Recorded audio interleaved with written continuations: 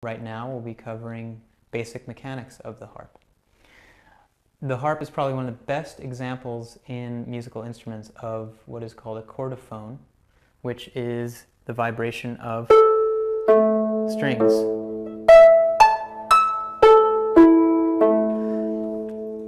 If we start with middle C, which is a red string,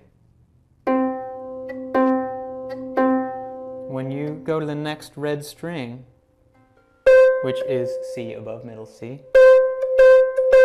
the length of this string being an octave or 8 notes higher than the middle C is exactly 1/2 of the length of this C.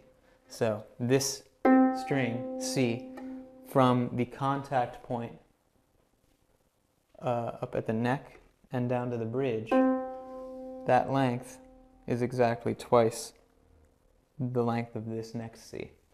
And the same thing as you go up and down the harp with every other string. So this C is twice as long as this C, it's twice as long as this C, twice as long as this C.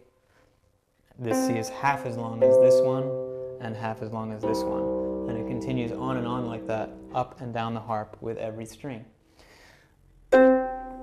So that's also give, for anyone that has any knowledge about guitar, when you get to the 12th fret of a guitar, which is the point on the fretboard that has the 2 dots generally, if you pluck a string and you press your finger down, you will also notice that you have the same note, but 1 octave higher.